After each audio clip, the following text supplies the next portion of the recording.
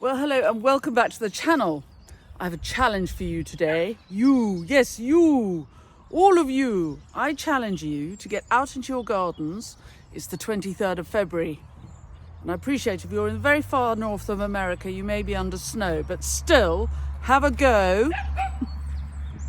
I am grabbing 5 minutes between torrential downpours. We've had more rain than I've ever seen here.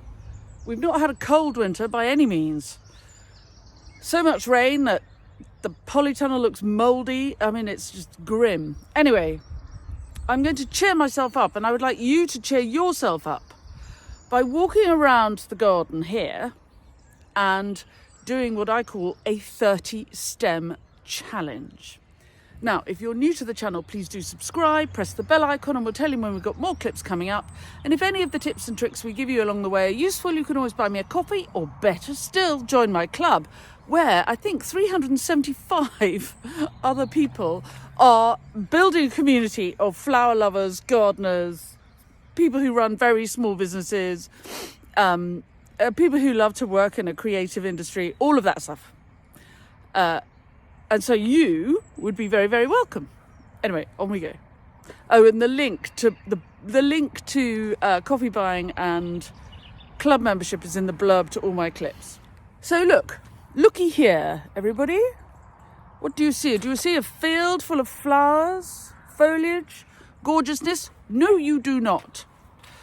And what happens often, particularly in the winter, is that people will stand on their back doorstep with a cup of tea in their hand and say to themselves, there's nothing there, because all they see is this, a sort of a swathe of greeny, browny, grey, apparently nothing to cut or get up close with.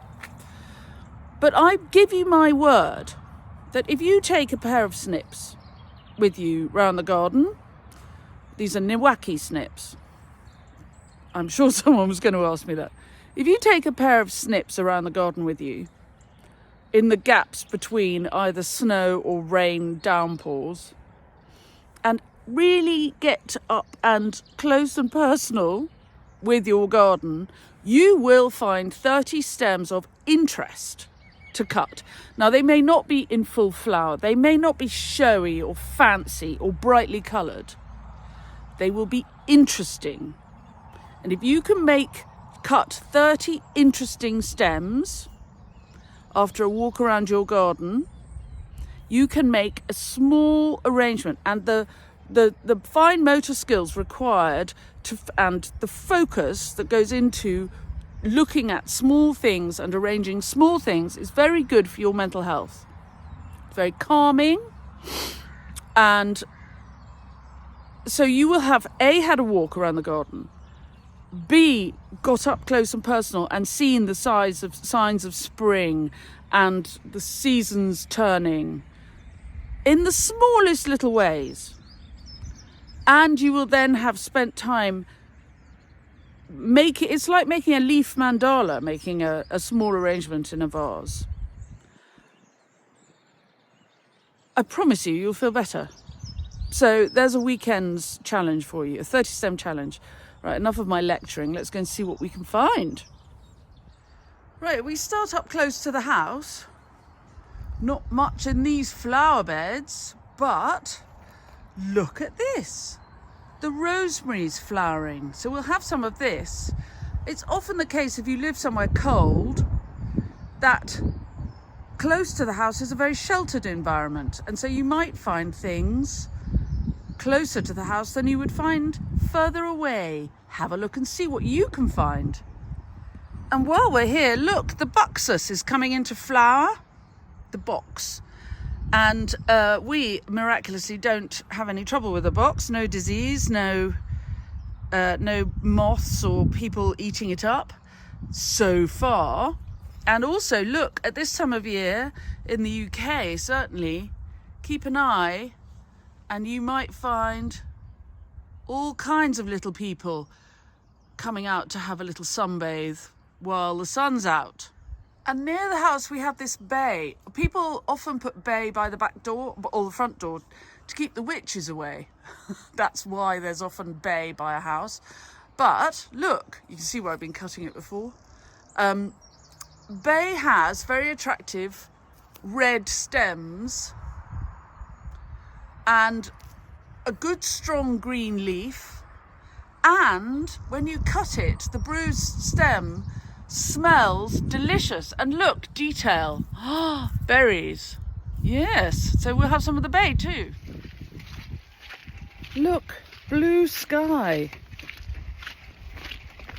It's amazing. It's been so miserable for so long. As I'm passing by, I'm just going to open up the greenhouse and the polytunnel because this damp weather really hasn't helped with pathogens, and so there's plenty of mould around. So when it's dry like this, although it's still quite cool, I'm going to open up the wind, open everything up just to have a bit of a blow through.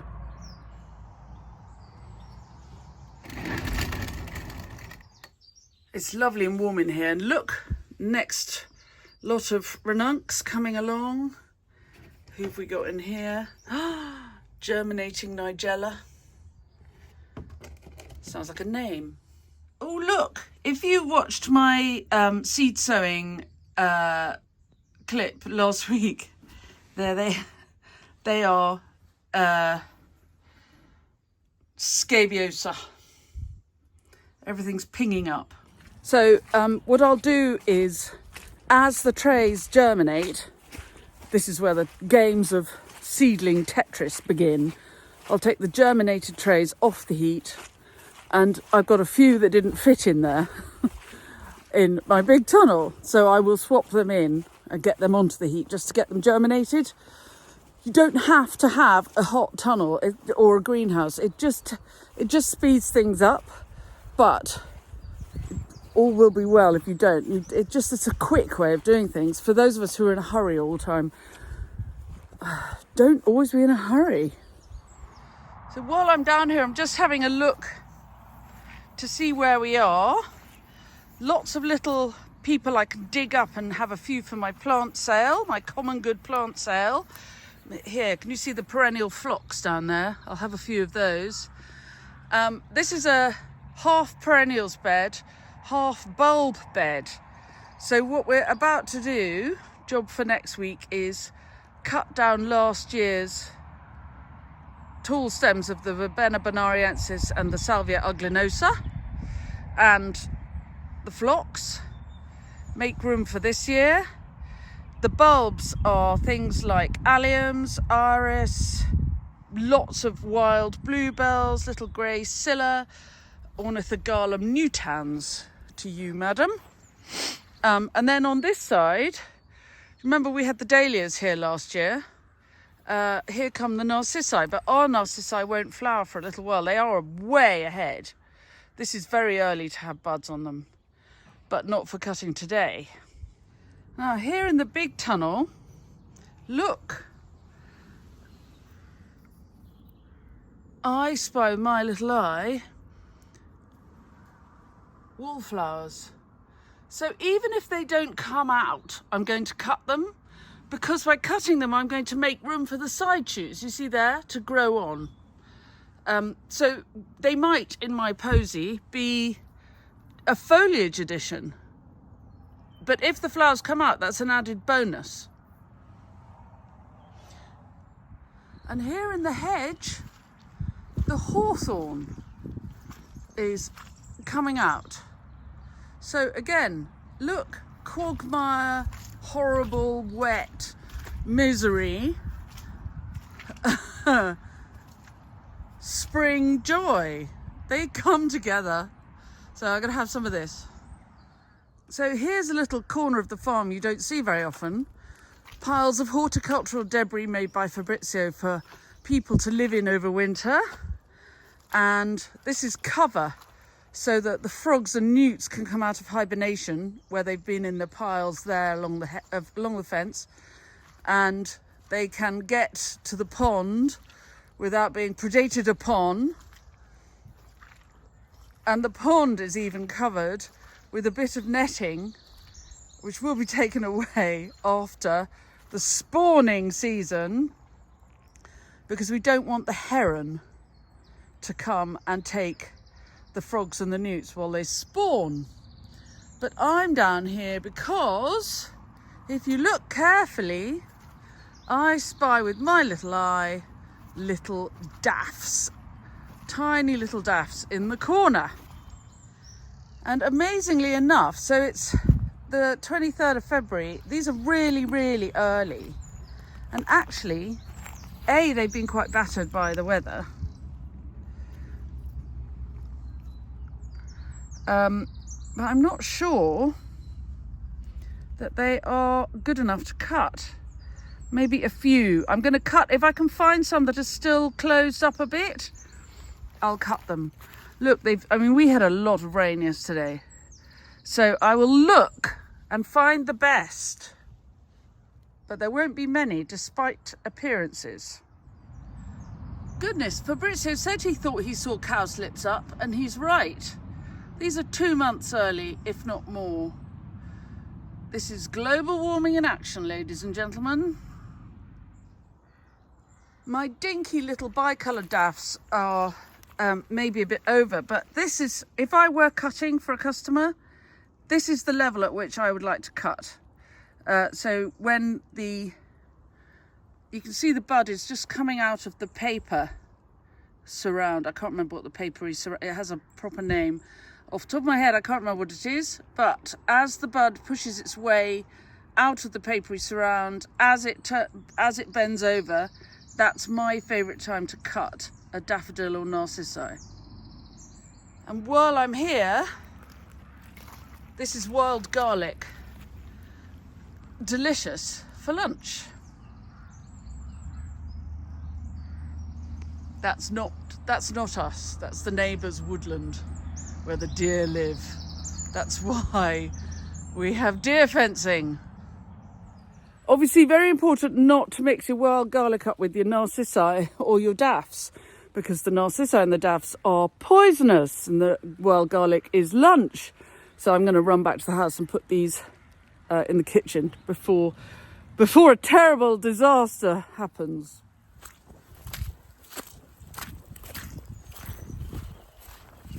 See what I mean about the squelch? Keep off the land. Oh, it's raining again. What fun.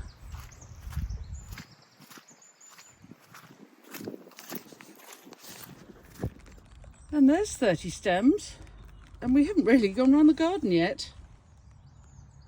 And never just walk past anything. Never assume anything. Look, this is a sucker. And it's flowering. So it's come out from the hedge there. And it'll probably get cut down because it's in the wrong place. So I'm going to take this blossom and use it in my forestry. How beautiful is that? While we're walking around, it's exciting when I see signs of some of the bulbs I planted in the autumn. Do you remember that clip where I was getting all excited? To my astonishment, here they come.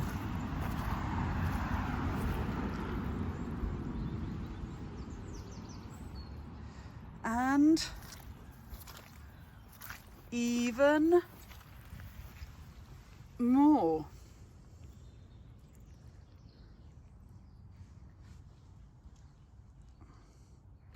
And that is one of the Amalantia we planted. We've planted 25 trees this winter.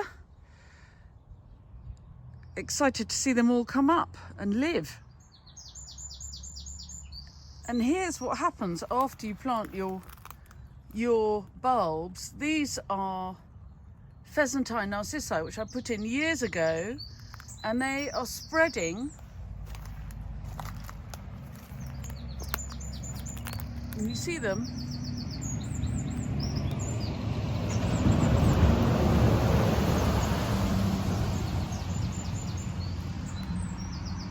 They're spreading through the lug fall all the way along in a great big long row. I don't know why they're going in such a row, but anyway, that's the way they're going. And the thing about going out to have a look in the garden is once you get your eye in, you see things everywhere. Look, pheasantine narcissi, all the way along here, going all the way. And we're just along the edge of the road here. You can see there's the deer fencing we put up last winter. There's a pile of, Fabrizio makes piles of dead wood everywhere for people to live in and overwinter in. So wherever we look, there's a pile of dead wood. But wherever I look, I spy narcissi. Exciting times. Possibly quite niche thrills, but thrills nevertheless. And as we pass, we see that the pines are beginning to stick up their rude middle fingers. I love them. Look. They're telling everybody to go jump in the lake. One middle finger at a time. I don't know, maybe you don't see the rude middle fingers, but I do. I think they look very rude and they make me laugh.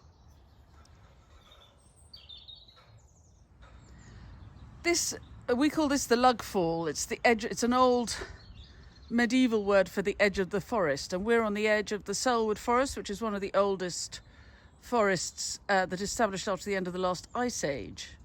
There were no trees here when we came, but we've planted these trees, and there was a robin absolutely hammering it, but now stopped. And my point was going to be, if you plant a tree, you'll get a bird, and if you get a bird, you will get birdsong.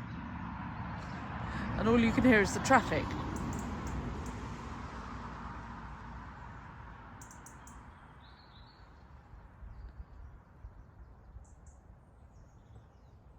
You might have to take my word for it. And here, very wet looking, and apparently nothing to cut. Or is there nothing? Let's go and have a look. Oh, look, the brave Physocarpus is going to get nipped by a frost over this weekend. So let's have a bit for our floristry. While we're here, you can see why we slightly have raised beds. Because when it's very wet, like it's been, the water gathers in the gutters and the necks of the plants are above the waterline. And look, taking life in its own hands by coming into leaf so early. This is the lovely elder, black elder, serrated, I think it's called black lace. And through the summer, it's not brilliant to cut. It can be very floppy because it's, once the leaves are out, they have a large surface area, so they transpire very easily and are floppy. But at this stage, they're great to cut. And look at that red colour. Sorry, I'm waving at you. The colour is really, really fantastic.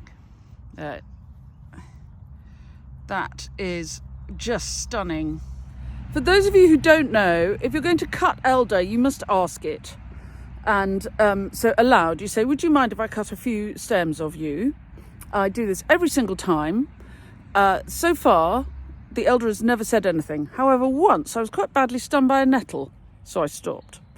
But yes, you must ask elder. You mustn't just cut it. Top tip. And then last but not least, from this corner of the flower farm, look, Fabrizio has pollarded the curly willow, the contorted willow. But there is still a little bit here, and I'm going to have it. Because look, it's incredibly early into leaf. And a week in a vase will give you tiny little catkins, really very, very pretty. So it's all about tiny detail at this time of year. So I'm going to just tidy up where Fabrizio's been taking the tops off these trees and have the rest. And here, under the protection of this deciduous woodland, hellebores. Oh, perfection. Just what I needed. And I was just coming to look at them and see whether they were any good. And oh, look here, more narks. I love planting bulbs and then forgetting all about them. And then, as if by magic, here they are. Narks and daffs in the spring.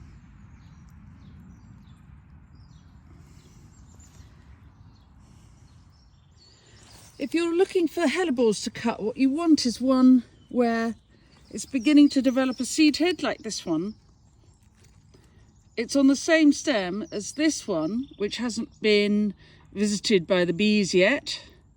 But so long as one of your hellebores on the stem has this beginning of seed head look, then you will find that they last okay in the vase. I will also run a sharp knife down the side of the stem to increase the cellulose drinking cells. And if I were really doing my job properly, I would also sear them. I may not. We'll see. Well, I don't know about you, but I feel much cheered up by my little walk around the garden to see what I can see. And now I'm going to do some floristry, and the sun's come out. So if you do nothing else this weekend, take a pair of snips and go and cut just a few. You don't have to cut 30 stems, cut a few to put in a vase. See what you can see. Get up close and personal with your garden, because most of what I've cut, I could not have imagined would be there if I hadn't gone to look closely. And it's the going to look closely that's so good for all of us. It reminds us that the season does turn and it will be all right. Right, let's go and do some floristry. Right, so I've cut rather more than 30 stems, probably more around the 50, 60. And I'm going to make a soupière arrangement on a pedestal, get me, for a client with what I've cut. With what you cut, helicopter going by, we're not far from Yeovilton, and so the Fleet Air Arm use us as a turning point. There's always a lot of aircraft going over the top.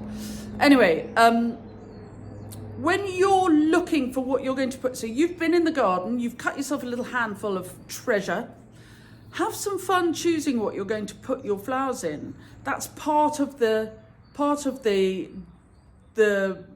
loveliness of, you're making a still life of something that's going to be lovely to look at. So enjoy. I mean, I've got obviously a shelfie of many years of collecting bits and pieces, as well as a great big pile of buckets. Shouldn't be there. But have a look on your shelves. Do you have a lovely jug or a lovely vase or a bowl or something that's not necessarily designed for having flowers in it, but which might make a lovely home for your little handful of goodies that you've cut from the garden? Have some fun. Give yourself some time. Allow yourself, shake out. Allow the creativity to bubble up, and you'll feel the sap rising and it won't be so grey. I promise. Right, on we go. So I'm going to put you on the whizzy whizzy. I expect I'll choose some music that some of you won't like. Anyway, and I'm going to fill my bowl with all the bits and pieces I found in the garden this morning. And I have to say, I started off like, oh really? Oh, do I have to do this? Now, happy bunny.